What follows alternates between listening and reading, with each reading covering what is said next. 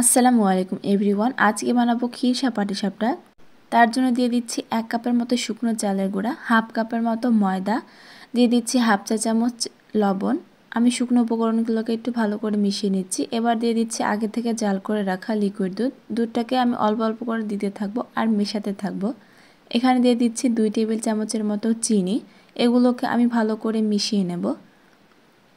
এবার এটাকে ঢাকনা দিয়ে 20 মিনিটের মতো ঢেকে রেখে দেব। এদিকে ক্ষীরসাটা বানানোর জন্য এখানে 1.5 কাপের মতো দুধ দিয়েছি। দুধটা জাল করে একটু সামান্য কমে আসলে এখানে দিয়ে দেব 2 টেবিল চামচের মতো চিনি, 1/3 কাপের মতো গুড়। এগুলোকে আমি ভালো করে একটু মিশিয়ে নেব। এবারে দিয়ে দিচ্ছি শুকনো চালের গুঁড়া 2 টেবিল চামচের মতো।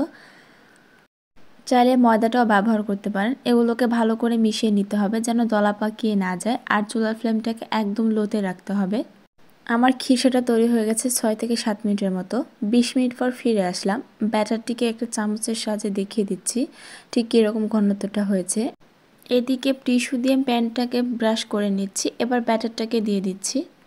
একটা কথা খেয়াল রাখতে হবে, পাটিসাপটা পিঠা বানানোর সময় কিন্তু ফ্লেমটাকে একদম লোতে রাখতে হবে। ওপরটা যখন টেনে আসবে তখন আমি দিয়ে দিচ্ছি ক্ষীরসাটা। যে পাশ থেকে ক্ষীরসাটা দিয়েছি সে পাশ থেকে আমি ফোল্ড করে নিচ্ছি। পিঠাটিকে 2 পাশ থেকে ভালো করে সেঁকে নেব, তাহলে তৈরি হয়ে যাবে আমাদের ক্ষীরসা পাটিসাপটা।